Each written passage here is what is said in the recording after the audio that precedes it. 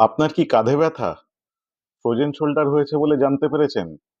আর ১ম দিকে পরামর্শ মতো ব্যায়াম করতে গিয়ে ব্যথা বেড়ে যাচ্ছে?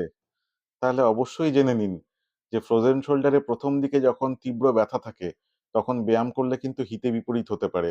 ব্যায়াম সবসময় করতে হয় ব্যথা একটু কমার পর। তবে তাহলে ১ম এ কি করবেন? হ্যাঁ, অবশ্যই ওষুধ খাবেন। তার সাথে কিছু ইলেক্ট্রোথেরাপি আছে যেগুলো ফিজিওথেরাপিস্টদের কাছে গেলে তারা সেই ইলেক্ট্রোথেরাপি গুলো আপনাকে দেবেন। যেমন আল্ট্রাসাউন্ড থেরাপি, টেন্স এইগুলোতে কিছুটা আরাম পাবেন। আর তার সাথে ওষুধ খেলেও কিছুটা আরাম হবে।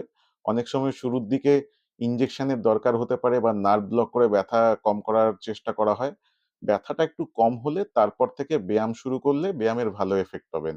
আর ১ম এ ব্যথা অবস্থায় যদি ব্যায়াম করতে যান তাহলে ব্যায়াম তো করতেই পারবেন না, ব্যথাও সারবে না, হিতে বিপরীত হবে। আর ফ্রোজেন শোল্ডার নিয়ে যদি পুরো ভিডিও দেখতে চান তাহলে এই লিংকে ক্লিক করুন বা আমার চ্যানেলটা সাবস্ক্রাইব করে এই চ্যানেলে বাকি ভিডিওগুলোও দেখুন। নমস্কার।